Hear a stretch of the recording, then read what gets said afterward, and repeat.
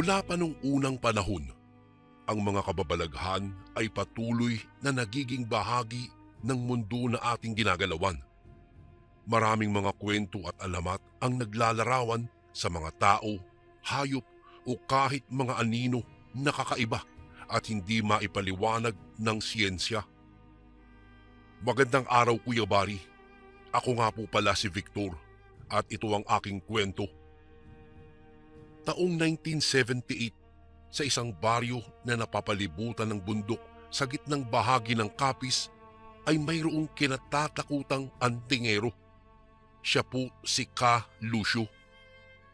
Isang lalaki na nakatira sa dulong bahagi ng baryo kung saan nagtatapos ang kalsada at nagsisimula naman ang masukal na kagubatan. Siya ay nakatira sa isang maliit na kubo na gawa lamang sa kawayan at dayami. Sa loob nun, hindi mabilang na mga anting-anting sa lahat ng hugis at sukat ang nakasabit sa mga dingding at kisame. Ang ilan naman sa kanila ay gawa sa mga buto ng hayop at halaman, habang ang iba naman ay inukit mula sa kahoy o metal. Siya ay hindi mahilig makihalubilo sa mga tao at palagi siyang nakikitang nakasuot ng balabal na nakatakip sa halos buong mukha niya at may suot-suot siyang kakaibang kwintas na kahoy sa kanyang leeg. Si Ka Lucio, Kuya Bari, ay nasa 55 taong gulang. Takot ang mga taga-baryo sa kanya dahil mayroong mga kwento na may nakakita daw dito habang umuusal ng mga orasyong hindi maunawaan nang minsang sumapit daw ang pula at bilog na buwan. Sabi nila, ang mahahabang balbas at balabal nitong itim ay nag-iiwan ng isang nakakatakot na refleksyon ng mga anino sa lupa.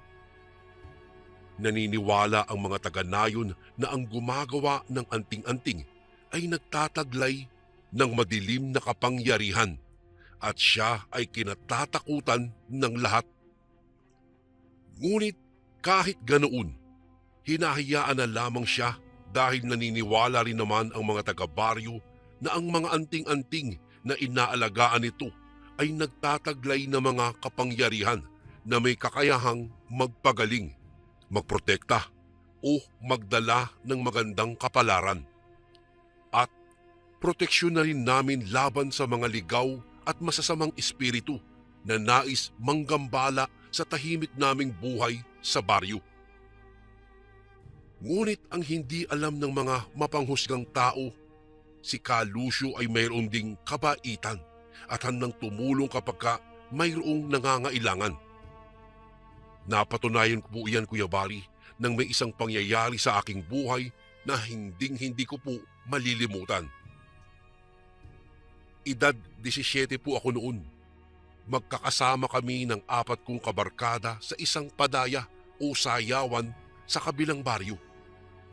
Dahil nag-i-enjoy kami sa masayang pakikipagsayawan namin sa mga magagandang dalaga, hindi na namin namalayan ang oras. Pasado 12:00 na po kasi nang maisipan naming umuwi. Hindi pa uso ang service noon, Kuya Bari. Bihira din sa lugar namin ang mga jeep. May oras din ang biyahe ng mga tricycle.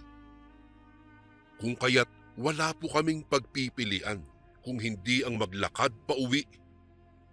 Suwestyon nga ni Pilo at ng kanyang kapatid na sa shortcut na lamang daw kami dumaan para daw mas mabilis kaming makauwi.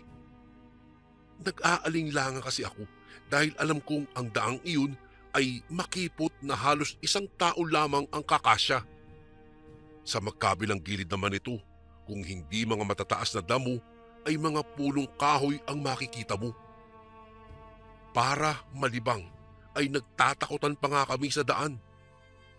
Nagbiro itong kaibigan kong si Pilok na mayroon daw kwento sa kanya ang isang matanda na ang shortcut na dadaanan daw namin ay tapunan daw ng mga patay at pinaniniwala ang mayroong nagpapakitang mga ligaw na kaluluwa.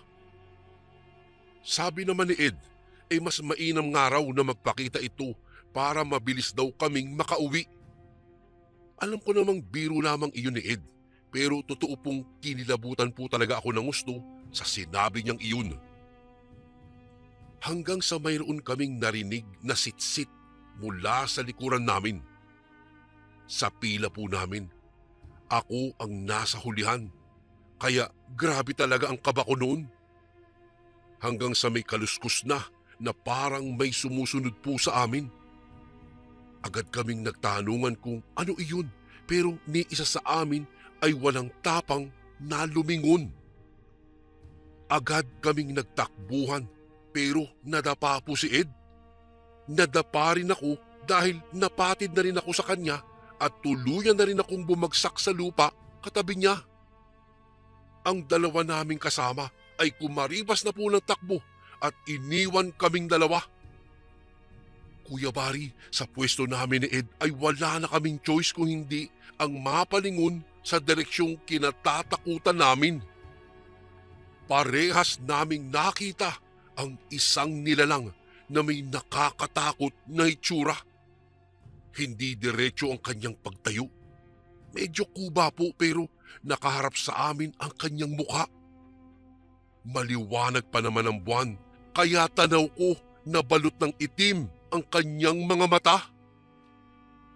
Hindi namin mawari kung tao ba siya o engkanto, pero sobrang umaalingasaw ang kanyang amoy. Mayroon din siyang mahahabang kuko at ang buhok niya'y magulong-magulo na hanggang balikat. Si Ed ang unang nakatayo sa amin, Kuya Bari. Mabuti na lamang at hindi niya ako iniwan tulad nung dalawang nauna. Hinawakan niya ako sa magkabila kong balikat at pinilit na itayo. Sabi niya, aswang daw ang nilalang na iyon at kailangan na daw naming makalayo kaagad. Nagulat na lang kami, Kuya Bari, dahil biglang nagbago ito ng kanyang anyo at naging isang napakalaking aso. Galit na galit itong susugod sana sa amin, ngunit bigla itong napatigil nang mayroong biglang sumaway mula sa likuran namin. Si Kalusyo ito ng aming lingunin. Para bang bumahag bigla ang buntot ng asong aswang na ito at bigla itong tumakbo hanggang sa tuluyang naglaho sa kakahuyan. May bahid ng galit ang tono ni Kalusyo nang tanungin kami. Ano ba daw ang ginagawa namin sa lugar na iyon sa 10 oras ng gabi? Hindi kagad kami nakasagot dahil parehas kaming nanginginig pa rin sa takot ni Ed. Inabutan niya kami ng hawak niyang baunan ng tubig at sinabing uminom muna kami para mahimasmasan. Dinukot niya mula sa kanyang bulsa ang isang kwintas na mayroong nakapalawit na isang mutya.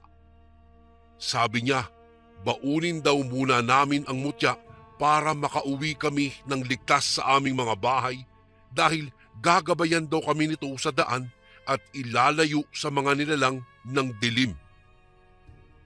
Bagamat galit ang anyo ni Kalusyo, ay parang nakahanap kami ng kakampi ni Ed. Napanatag ako nang abutin mula sa kanya ang kwintas na mutya. Wala kaming gusto ni Ed noon kung hindi ang makauwi na at makasama ang aming mga pamilya. At bago niya kami pinauwi, binalaan kaming huwag nang uulit pa na magpagabi sa daan dahil ang karimlan ng gabi ay delikado daw para sa aming mga kabataan. Hindi nagtagal, nakauwi naman kaming ligtas, Kuya Bari. Laking pasasalamat namin talaga kay Kalusyo dahil maski hinuhusgahan siya ng tao ay nagawa niya kaming tulungan at maiwasang maging hapunan kami ng aswang ng gabing iyon. Doon po nagbago ang paningin ko kay Kalusyo, Kuya Bari. Umahon ang kuryosidad ko sa totoong pagkatao niya at sa kanyang taglay na kapangyarihan. Alam ko pong mayroon siyang tinatagong kabaitan at pakiramdam ko walang katotohanan ang mga sinasabi ng mga tao patungkol sa kanya. Kaya magmula nun, nagpasya na akong subukang ibahin at tanggalin na ang takot ng mga tao kay Kalusyo. Agad namang kumalat sa buong baryo namin ang tungkol sa aswang na nakita namin noong gabi. Nakapagkwento na pala kasi si Ed sa mga magulang niya at ito ang pinagpiestahan ng mga tsismoso at tsismosa sa aming baryo. Sa bawat kanto at tindahan na madadaanan ko kung saan mayroong umpukan ng mga tao ay palagi nila akong tinatanong kung ano daw ang nangyari. Ano yung nakita namin at ano raw ang naging ganap ni Ka Lucio ng gabing iyon. Ngiti lamang ang isinukli ko sa kanila. Dismayado sila dahil ayaw kong magsalita. Nasa bulsa ko lamang ang mutya na bigay-bigay sa akin ni Ka Lucio. Naisip kong isauli ito sa kanya para makapagpasalamat na rin. Nakita ko siya na nagsisibak ng kahoy sa ilalim ng mangga sa kanyang bakuran. Tinawag ko po siya. Agad naman siyang lumingon at tinitigan ako. Parang tinatantya niya kung sino ang pangahas na taong lumapit at tumatawag sa kanyang pangalan. Nagpakilala naman ako, Kuya Bari, na ako yung bata na tinulungan niya na muntik ng lapain ng asong aswang doon sa may shortcut. Tumango naman siya at tinanong kung ano ang kailangan ko sa kanya. Isasauli ko lang po sana itong kwenta sa inyo. Sabay dukot sa aking bulsa at iniabot ito sa kanya. Kinuha niya ang aking kamay at itiniklop iyon. Sabi niya, wag ko na raw isauli iyon. Para sa akin na daw ito at palagi ko daw isusuot para mayroon daw akong proteksyon. Nagpasalamat naman ako. Ngumiti siya sa unang pagkakataon. Opo, Kuya Bari, iyon ang unang-unang beses na nakita kong ngumiti si Ka Lucio. Tinanong niya ako kung gusto ko daw bang pumasok sa kanyang munting kubo. Dahil ayon sa kanya, matagal na daw na mayroong isang tao na nagkusang lumapit sa kanya para makipag-usap. Magkwentuhan daw muna kami kung hindi naman daw ako hahanapin ng aking mga magulang. Agad naman akong sumang-ayon dahil naramdaman ko naman po na mabait naman talaga pala ang kinatatakutang antingero ng aming barangay. Doon ko nakita pagpasok ko ang iba't ibang anting-anting, mga buto ng hayop, buto ng mga prutas na naging bato, mga talisman, buntot pagi at marami pang iba. Walang nakakaalam kung papaano nilikha ng tagagawa ng anting-anting ang makapangyarihang mga mutya. Ang ilan sa aming mga taga-nayon ay nakikita raw siyang iginuguhit ang mga kakaibang simbolo sa mga anting-anting, habang ang iba naman ay naniniwala na gumagamit daw siya ng mga mahiwagang damo at potion, at ang iba naman daw ay may mga kaibigan itong elemento at iba pa. Ngunit ang totoo, Kuya Bari, walang nangahas na lumapit na gumawa ng anting-anting upang malaman. Masarap palang kausap itong si Ka Lucio. Sa totoo niyan, aliw na aliw talaga ako dahil siya ay palakwento. Kinaaliwan ko ang mga kwento niya tungkol sa iba't ibang kababalaghan, tulad ng mga nakita niyang mga engkanto, mga multo, mga kwentong aswang at tungkol sa mga mutya. Napatingin ako sa mga mutyang nakasabit sa kanyang bahay sa tuwing mababanggit niya ang mga ito. Minsan natanong ko siya kung papaano nga ba niya ginagawa ang mga anting-anting at kung papaano niya ito natutunan. Sabi niya ay natutunan niya lahat ng ito sa kanyang lolo daw noong nasa lupain pa sila ng kanyang ina doon sa Sikihor. Isang albularyo pala ang kanyang lolo, Kuya Bari. Ayon sa kanya, ang ilang amuleto ay minana pa daw niya talaga sa kanyang namayapang lolo.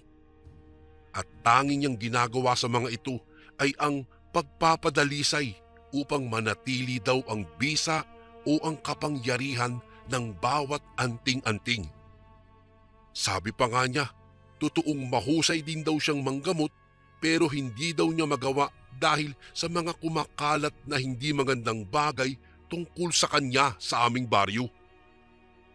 Hindi raw basta-basta ang paggawa ng anting-anting dahil ito ay trabaho lamang ng isang antingero o kaya'y mga piling mga albularyo.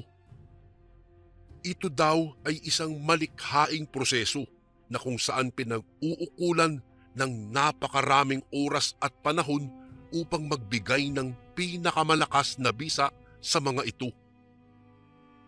Una daw ay kailangang magnilay at magmuni-muni muna upang malaman kung anong tipo ng anting-anting ang kailangan. Ito ay isang espesyal na bilin na tinatawag na tawas na kung saan ay gagawin upang makita ang mga bagay na hindi nakikita ng normal na mata. Kasunod daw ay ang pagpapahid ng langis. Kasunod naman nun ay tawas. Kailangan ng manggagamot ng anting-anting na maglagay ng natural na langis upang magbigay ito ng espiritual na proteksyon sa taong gagamit nun. Pangatlo ay ang orasyon. Tinuruan daw siya ng kanyang lolo ng iba't ibang klase ng orasyon na nakasulat sa salitang Latin at ito ang nagbibigay ng pagpapala sa mga anting-anting. Ang ikaapat naman ay ang paglalagay ng mga sangkap. Sa paglikha daw ng mutya, kinakailangan na maglagay ng mga sangkap na magiging pagkakilanlan ng anting-anting. Ang mga ito ay maaaring mga bato, halaman o mga espesyal na kahoy.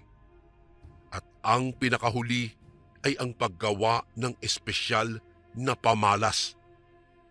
Kapag daw natapos na ang mga sangkap, ay gagawin ng isang antingero na gawin itong kwintas o pulseras na naaayon sa espesyal na sadya o gamit para sa mutyang iyon.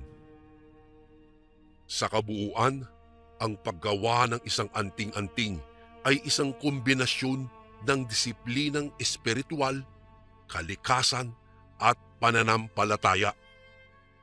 Ito daw ang nagbibigay ng bisa at lakas ng loob para sa mga taong naniniwala dito. Sa haba ng kanyang eksplenasyon, Kuya Bari, napanganga ako ng isa-isa niyang banggitin ang lahat ng ito. Hindi naman pala madali ang paggawa ng isang anting-anting. Samantala, nang malaman ng aking mga magulang ang ginagawa kong pagtatambay-tambay sa bahay ng antingero, ay agad nila akong pinagsabihan naman. Kung ano-anong panghuhusga laban kay Ka Lucio ang aking narinig. Maski ano pang pagtatanggol ko sa tao, ay hindi nila ako pinapakinggan at sinabi pa nga nila na baka raw ako ay nasa ilalim na ng hipnotismo ni Ka Lucio o kaya naman ay gayuma. Kaya nahumaling na akong magparuot pa rito sa bahay niya. Hay Kuya Bari, sarado ang utak ng aking mga magulang noon at pinagbawalan na akong pumunta sa bahay ni Ka Lucio. Kaya matagal akong hindi nakapasyal po sa bahay niya. Bantay sarado na rin kasi ako ni nanay mula noon. Kung kaya't nagpasya na lang po akong manahimik lang sa bahay para hindi na mag-alala ang aking mga magulang. Hanggang sa isang gabi, napuno ng tensyon ang buong kabahayan namin dahil sa mga kakaibang tunog na inihahatid ng hangin. Napatanong pa nga akong bigla, Kuya Bari, sa mga kasama ko sa bahay kung ano iyon, pero wala ni isa ang makapagsabi ng tamang sagot. Isang malakas na kalabog sa bubungan namin ang nagpa-alerto sa aming lahat. Bigla ring uminit ang suot kong amuleto, tanda na mayroong aswang na malapit sa akin. Agad akong sumilip sa siwang ng aming pintuan upang makita kung ano ang nasa labas. Wala naman po akong makita maliban sa pulang liwanag. Nagsalita ang aking ama at pinalalayo ako sa pinto. Nang bigla na lamang siyang nagsaboy ng asin sa siwang na iyon. Pagkaraan lamang ng ilang sandali, may biglang umatungal na akala mo'y labis na nasasaktan sa labas. Wala sa isip kong sinugod na pala kami ng aswang. nang biglang lumabas si ama, bitbit ang kanyang itak. Dalawang halimaw na anyong aso na may mapupulang mata ang nasa labas, Kuya Bari.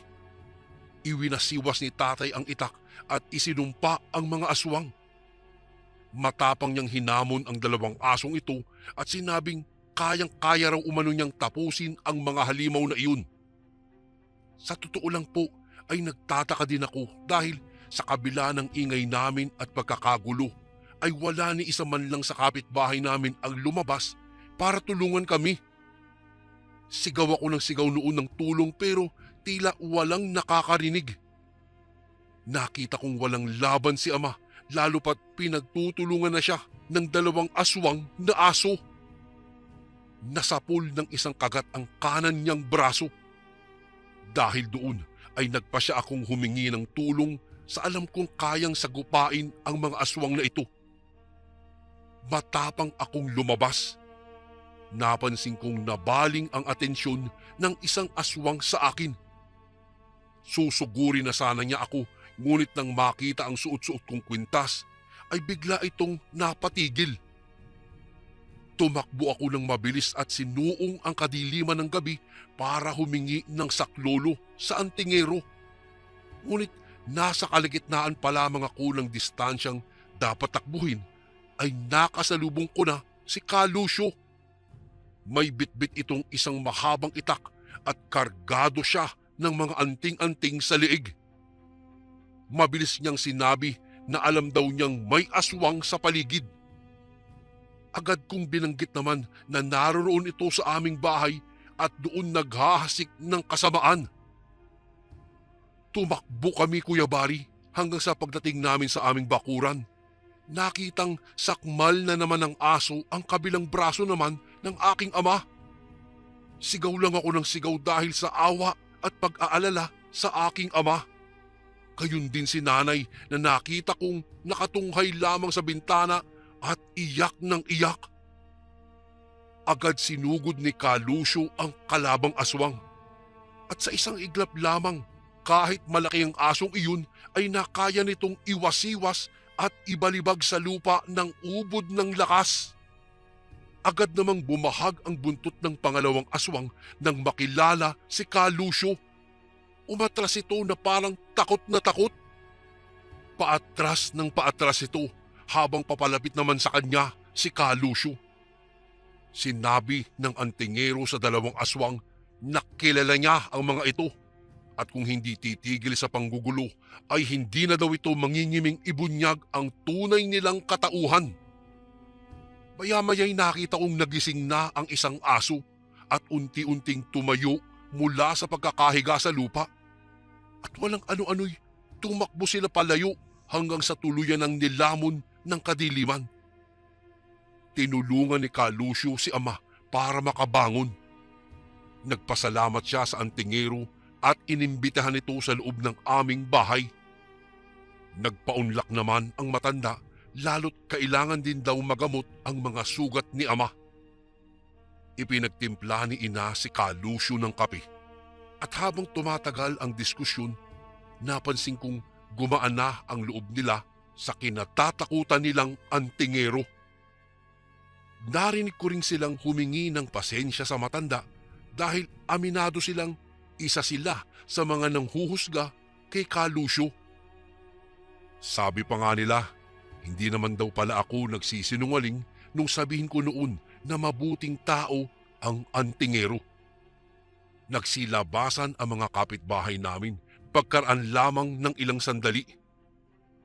Mabilis namang kumalat ang balitang sinugod nga kami ng mga aswang. May nakapagsabing wala raw silang narinig na anumang ingay. Ayon kay Kalusyo, ay isa raw ito sa mga mahikang kayang gawin ng mga aswang, lalong-lalo na kapag ka isang partikular na tao o grupo ng tao ang gusto nitong salakayin.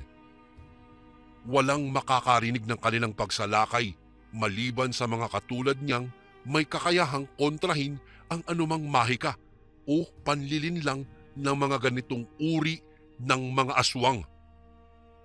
Nagpalakpakan ang mga tao nang mabatid ang ginawang kabayanihan ni Ka Lucio para sa aming pamilya. Nagpasalamat din ako, Kuya Bari, sa kanya, ngunit sabi niya hindi naman niya kayang tiisin ang isang kaibigan. Niyakap ko si Ka Lucio bilang tanda ng pagsang-ayon at muling pasasalamat sa huli niyang sinabi. Ang kanyang matapang na pagkilos at pagtulong ay nagbukas sa mata ng mga tao sa aming, Kuya Bari, sa mga bagay na hindi nila nakikita noon kay Ka Lucio. Ang pagtulong niya sa amin ay isang halimbawa ng pagiging mapagmahal sa kapwa na handang isakripisyo ang sarili para sa pagtatanggol sa kapwang inaapi. At sa katatapos na laban, napagtanto ng aming mga kababaryo na hindi naman pala dapat katakutan ang antingero. Ang dating takot ay napalitan ng paghanga dahil sa ipinamalas nitong kabutihan at katapangan. Ang antingero ay naging isang bayani ng baryo at ang kanyang mga anting-anting ay hindi na nila iniugnay pa sa kadiliman, kundi sa pag-asa, tapang at pagmamalasakit sa kapwa. Mula noon, hindi na ako pinigilan pa ng aking mga magulang sa pakikipagkaibigan ko sa antingero.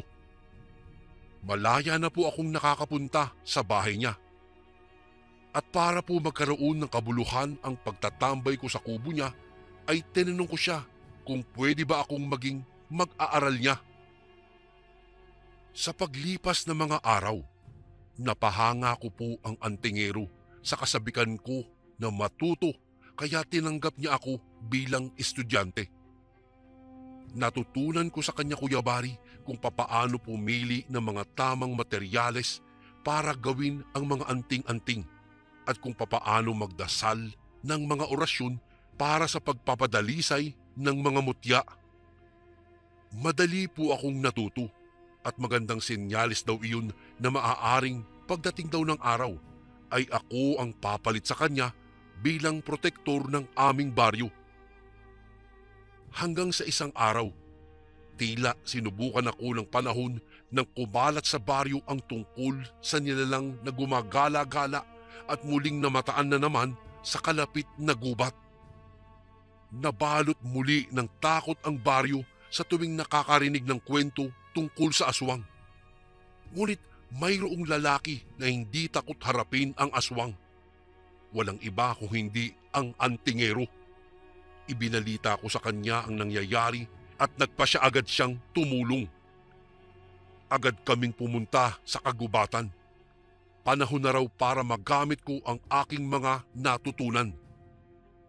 Armado kami ng kanyang mapagkakatiwalaang mga anting-anting.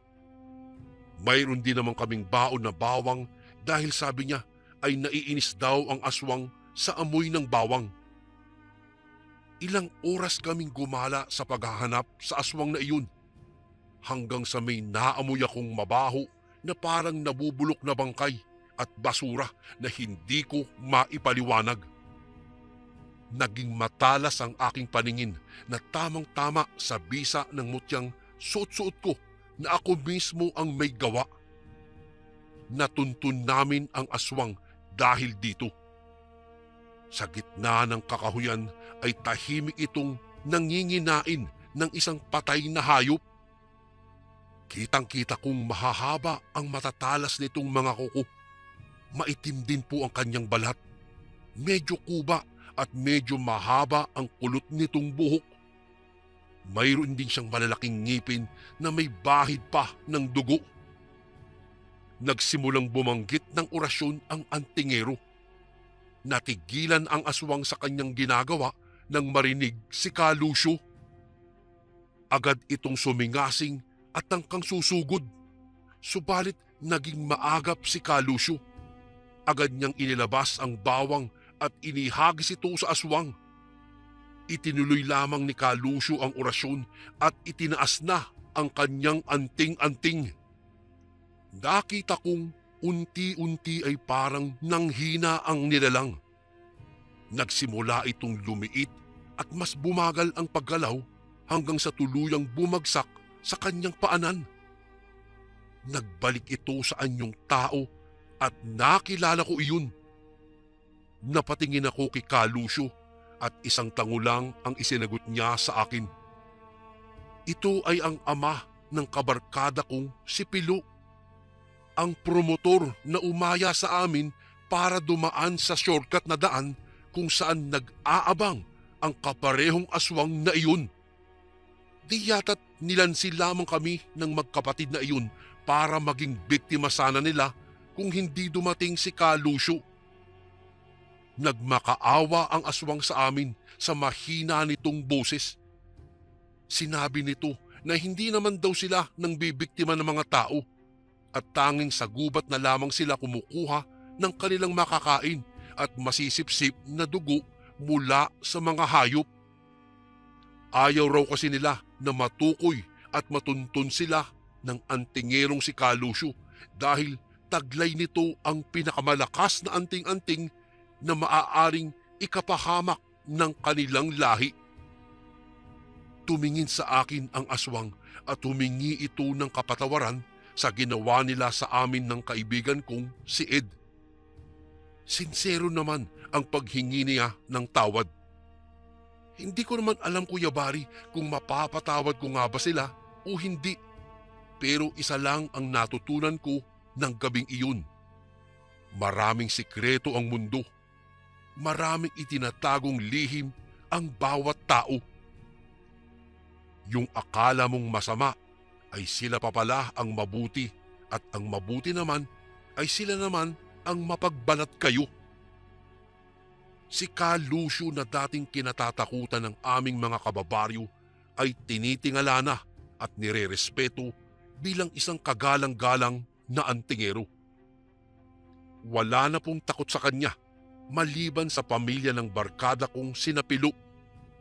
Mas lalo nilang kinatakutan ang antingero ng Kapis, lalo pat lantad na ang kanilang mga katauhan.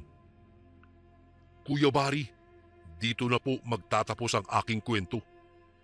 Sana po ay magustuhan ito ng inyong mga tagapakinig ang aking ibinahaging karanasan kasama ang kinatatakutang antingero dito po sa Kapis. More power po sa inyong channel and God bless po sa lahat ng kasundong nakikinig ngayon. Lubos na gumagalang, Victor. At ito naman po ang ating pangalawang kwento para sa araw na ito.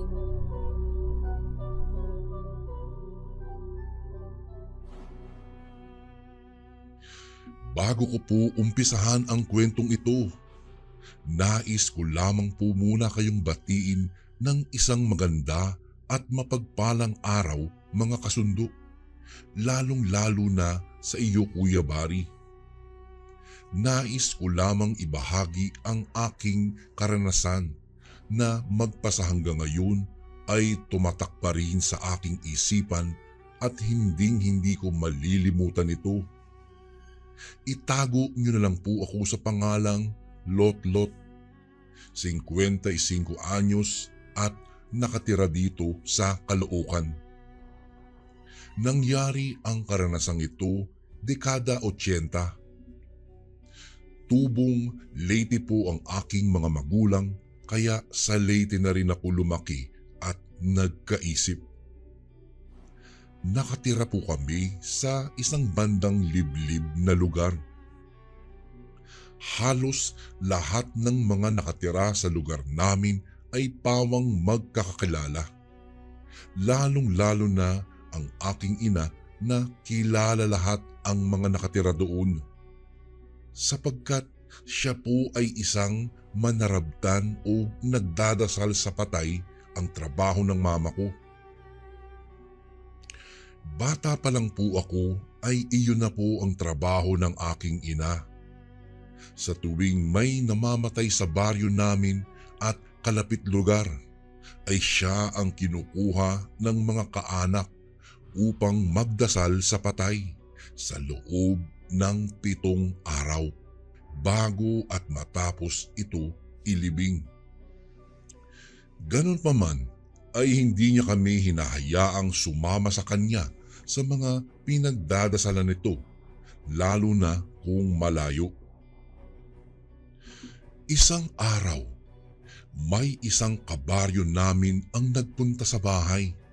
Natawagin na lang po nating Aling Linda. Kumari po siya ng aking ina. Sinabi niya sa aking ina na namatay ang kanyang asawa at kailangan nila ng magdadasal upang matahimik ang kaluluwa ng yumaong bangkay. Nalunod daw kasi ito habang naliligo sa sapang nasa likod bahay lang nila. Matapos nilang mag-usap ay sinabi ni Mama na pupunta na lang siya sa bahay ni Aling Linda. Kinahapunan, noong mag-aalas-6 na ay nag-asikaso na si Mama para pumunta sa bahay ni Aling Linda. Paalis na sana si Mama nang bigla siyang pigilan ni Papa at sinabing isama ako para naman hindi siya mag-isang maglakad pagka-uwi niya. Masama din daw kasi ang kutob ng aking ama ng araw na iyon sapagkat kumalat noon sa baryo namin ang bali-balitang may lahing aswang ang naging asawa ni Aling Linda. Ay Diyos me, ano ka ba naman Ruel? Huwag ka nga magpapaniwala dyan sa mga chismis sa labas. Ang tagal ko na kayang kakilala at kumari itong si Linda at wala namang napapabalitang may naminsala dito sa lugar natin. Wika ni Mama habang inaayusan ako. Pinag-iingat lang kita dahil hindi natin alam kung ano ang pwedeng mangyari sa labas. Umanap na lang kasi sila ng ibang magdadasal. Bakit ikaw pa talaga? Ruel, trabaho at tungkulin ko ito. O siya, mamaya na lang tayo mag-usap at baka gabihin pa kami sa daan.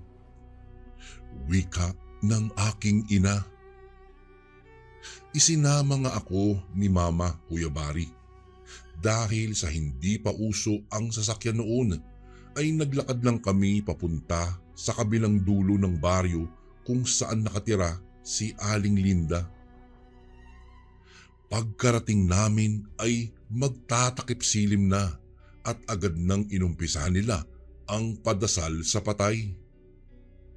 Dahil sa bata pa lang po ako noon ay hindi ako lumuhod kasama ng mga nagdadasal. Tahimik lang po kasi akong nakaupo sa isang upuan, di kalayuan sa aking ina. Napapansin kong maraming tao ang nakikiramay sa burol sa asawa ni Aling Linda at nagmula pa po ito sa ibang lugar ang iilan sa mga ito. Dahil sa naiinip na ako kung kaya naisipan kong lumabas ng bahay at makikinood sa mga taong nagsusugal sa labas. Nababagot na po kasi ako sa loob ng bahay. Isa pa, may katagalan din bago matapos ang pagdadasal nila Mama. Noong matapos nga ang pagdadasal ay pinakain kami ni Aling Linda. Mugtong-mugto pa nga ang mga mata nito at halatang naghihinagpis ito sa pagkawala ng kanyang asawa. Napagpasyahan ng aking ina na hindi na muna kami umuwi matapos siyang magdasal. Sa halip ay nakiramay muna kami. Halos abuti na kami ng hating gabi bago pa magpasya ang aking ina na umuwi na. Dahil napapasarap ang kanilang kwentuhan ng kanyang kumari kung kaya dinamayan niya muna ito sa pagluluksa. Siya nga po pala Kuya Bari, matapang na babae po ang aking ina kaya ayos lang sa kanya kahit gabihin sa daan at sanay din po siya sa ganitong gawain. Noong matapos ng magpaalam ang aking ina ay agad na naglakad na kami pauwi papunta sa bahay. Habang nasa madilim na parte na kami ng daanan ay tanging flashlight lang na di baterya ang nagsisilbing ilaw namin sa daanan at ang liwanag ng buwan sa kalangitan. Ilang sandali pa ay malayo-layo na kami sa bahay ni Aling Linda at sa tingin ko ay halos nasa kalagitnaan na kami ng baryo namin. Maya-maya pa, nagulat na lang ako bigla nang makarinig ako ng huni ng wakwak. Noong una ay hindi ko ito pinapansin at inaakalang ibon lang ito na umano ay lumilipad. Malakas ang tunog na iyon na animoy papunta sa direksyon namin at nagwika pa ako kay mama ng, "Mama, ang lapit naman ng ibon na iyon at ang lakas po ng tunog." "Anak, hindi yan ibon. Demonyo yan. Bilisan mo na ang iyong paglalakad." Sagot naman ng aking ina. Nagtataka man ay nanahimik na lang ako at nagmadali akong maglakad gaya ng sinabi niya. Noong mga sandaling iyon, Kuya Bari, ay nag-umpisa na akong makaramdam ng takot. Sa kadahilanang habang pabilis kami ng pabilis sa aming lakad, ay pahina ng pahina naman ang huni ng wakwak na parang bumubulong lang iyon sa aming mga tenga.